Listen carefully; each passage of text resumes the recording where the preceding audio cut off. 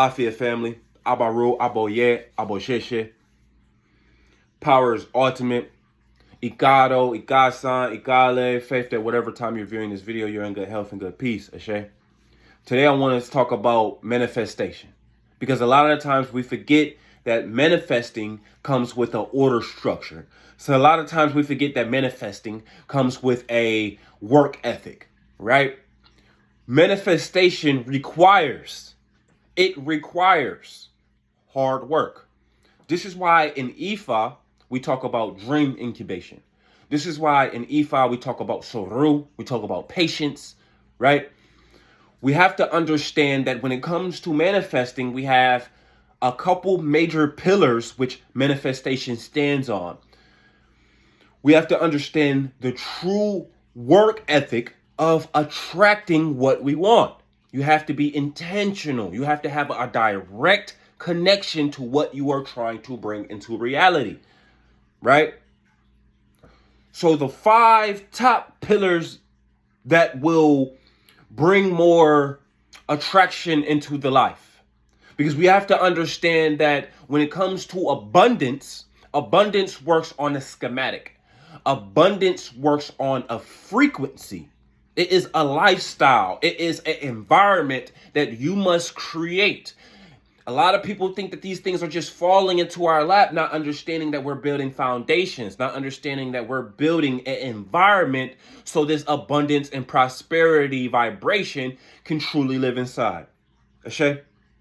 So the top 5 pillars to keep manifestation in order, okay? Because you can be manifesting the wrong things. We all know this, right? So the number 1 thing is ewepele, good character. We can also mark and member this up with what we call karma, Ashe. Ewepele is the scepter, right? It is the energetic structure of manifestation. Ewepele, once again, I said we can partner it up with karma. It is the energetic structure of what you receive. This is an energetic structure that is based on the universe. The good, the bad, so-called. What you put out, you must receive. So above, so below, right? So we must keep in mind and keep intact our ewepele. Ashe? The next one we must keep intact for manifestation is ori. Is your destiny. Is your path. See, now if you're trying to manifest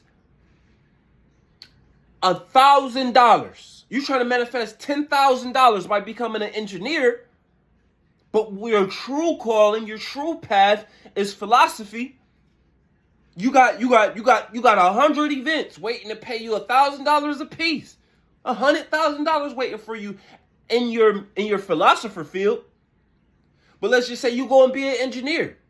You go and work for these factories. You go and work for these companies. So you don't make $100,000. You only make $50,000. Yes. All the blessings and we can attract many things. A lot of people is on their knees. They're praying, right? Oh, universe, Oludumare, Jesus, send me a husband. Send me a wife. I just want to be married, right? And then that husband comes, and then that wife comes, and they're not cooking, and they're not cleaning. They're not being receptive to your emotions, right? You all know you didn't get direct in telling the universe, telling this universal structure exactly what you wanted. So the universe kind of gave you everything that you asked for because you did not get direct. You did not set your intentions.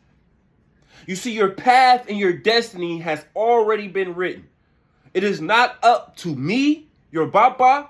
It is not up to none of your elders. It is not up to the Igun. It is not up to the ancestors. It is not up to the Orisa to make you and stop you from making a mistake or stepping outside of your Ori.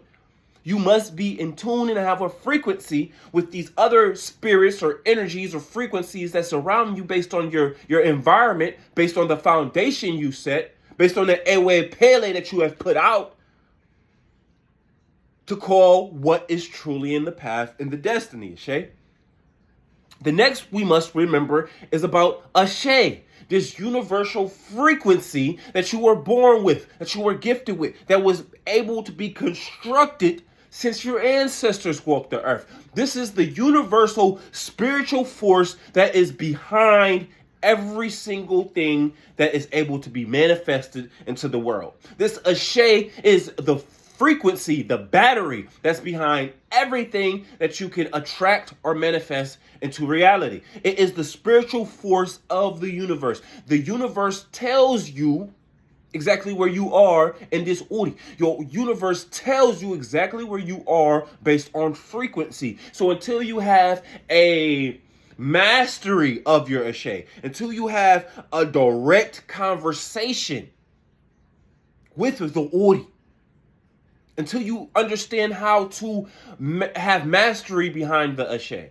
You set the intentions, you're putting out the correct energy, you're walking on your correct path, and now you are mastering the life force within you. See, we all are living life, but this is how you see people, the walking dead, people who are not in tune with the frequency of their Ashe within the life.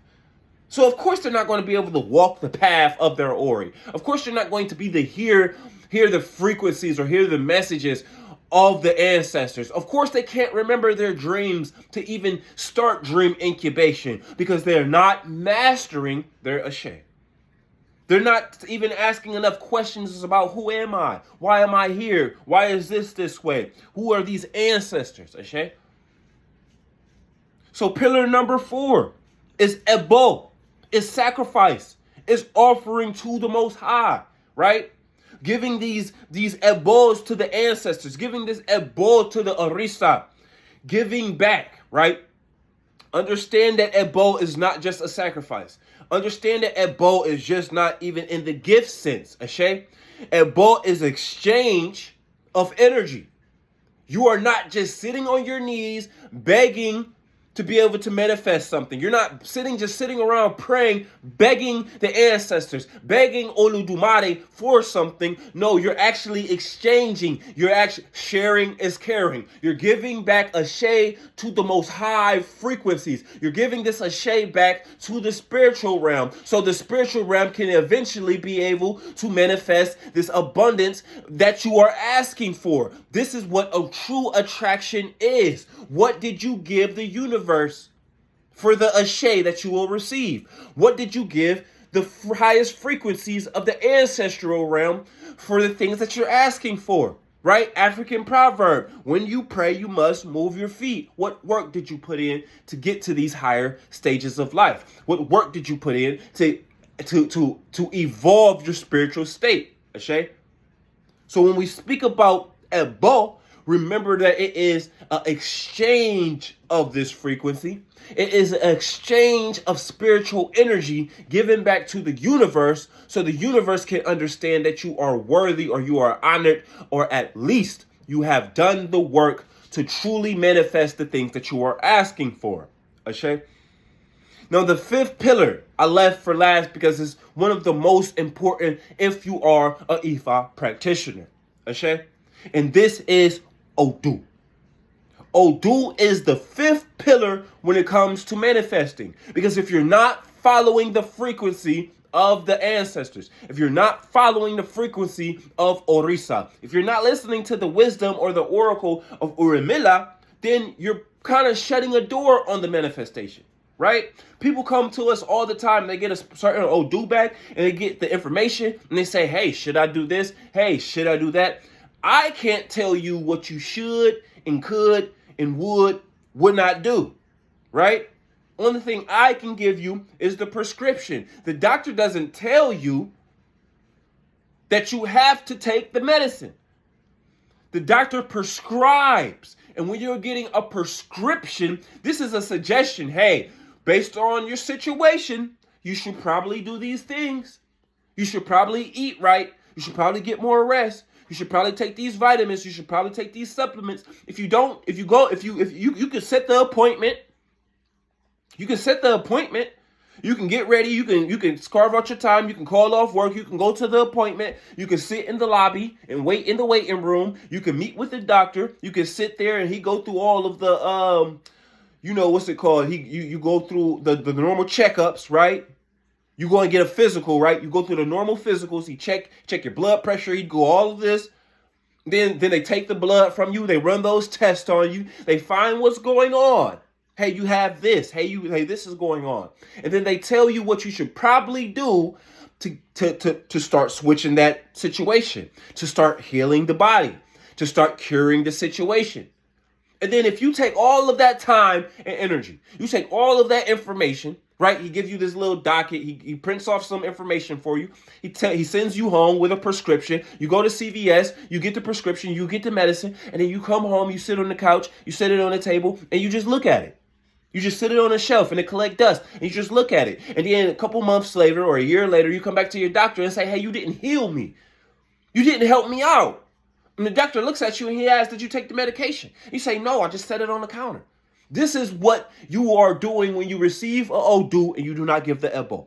This is what you are doing when you receive a Odu and you do not give the cleansing. You do not follow the protocol. If things do not correct themselves in the 6 months, they're not going to correct themselves. They need you to be the practitioner. You must put in the correct work ethic to attract the things that you are asking for, to attract the things that you are trying to manifest. This is not going to fall into your lap. Now, some of us can be lucky. Some of us can be these gifted children from Oludumare and have a clear frequency with our ancestors. And no matter what we do, we just click our fingers and we manifest whatever we need. We need that job. It's here. We need that spouse. She's here. He's here. We need this to go right. We need that to go right. We need $1,000 in our bank account before the first. And it just shows up, right? Some of us is in the frequency of the highest juju. Some of us is in the frequency to hear the ancestors, to know that only thing we need to do is take a shower at a certain location at a certain time and look, poof. Right? We got what we want. But majority of us, we have to learn how to put in the right work ethic to attract what we want. Manifestation is hard work, right? Abundance is hard work. Those who have is those who put themselves in the correct frequency to receive, right? So going back to the African proverb, when you pray, you must move your feet. Make sure you're putting in the right attention. Make sure you're putting in the right pressure, right? We know that pressure builds diamonds. Don't be scared of the pressure. Don't be scared to put in the right work to manifest. Sometimes you have to have the right people in your life to know things. And then you take that information that they taught you, and then you go find some other individuals who has maybe resources that you need. And then you take that, and a normal individual will hear this type of statement and say, oh, you need these people and you need those people.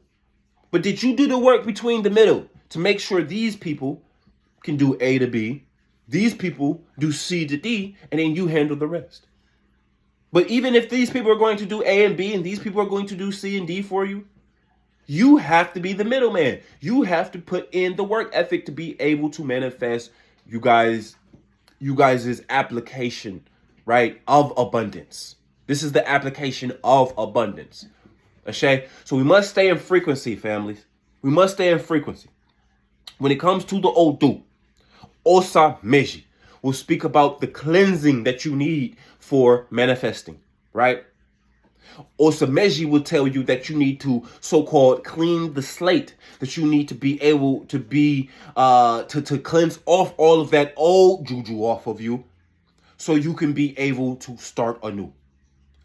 Owarden Meji tells us about the energy that we must put forth, the creative force that we must be able to manifest to be able to become manifestors. Because sometimes we're manifesting things from an old schematic. Sometimes we're manifesting things from an old blueprint. So Awarren will bring in the creative spirit, the creative energy, the creative force that you need. Okay? Arite Meji.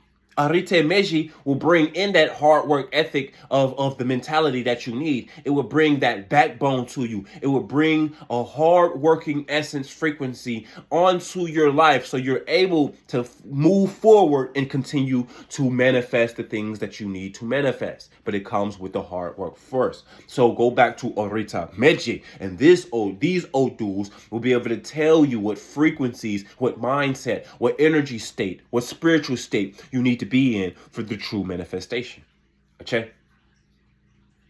So I didn't want to waste too much time. I want to make things simple so you'll be able to grasp these statements, these structures as far as how to walk with you through this journey, okay? So power is ultimate, families. Everyone stay healthy out there. Faith that you are viewing this video with good health and good peace. For everyone who is looking for next week's divination, please message us privately. We do have Baba Olede, who will be working on a couple different classes with us as far as when it comes to divination and being able to read the Odus more properly. So power is ultimate, families. Everyone stay healthy out there. Abaru, Aboye, Abosheshe, Abo Ato, Abibo.